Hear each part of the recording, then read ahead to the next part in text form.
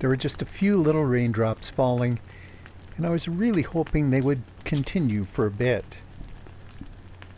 The light was nice and soft, and the colors, well, they stood out really nicely with that little bit of dampness. But it didn't last, and it wasn't long before the wind started to blow too. But with autumn just getting started here in the foothills, there was plenty of color to play with. And though it would have looked just a little bit better had the rain continued, it was still pretty gorgeous. And I found lots to aim my camera at, like these bluebirds. They're kind of flocking now, getting ready to head south. I found them on the edge of a pasture looking for bugs and seeds to fatten up on. Robins, too, that didn't really get along with each other.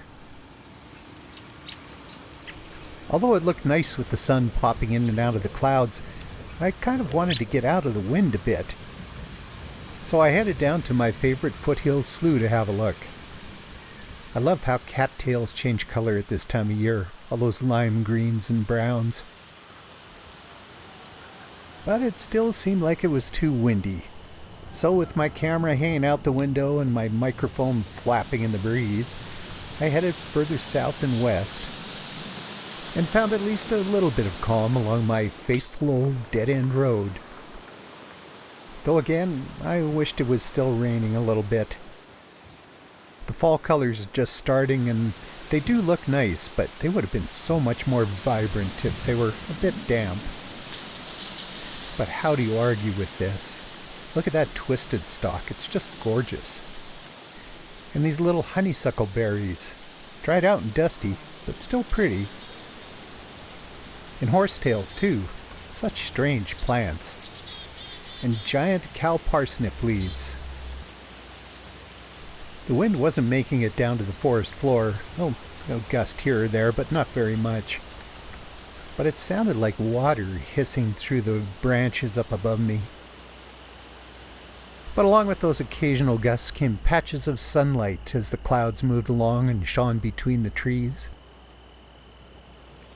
And it really made the berries shine on this patch of twisted stalk.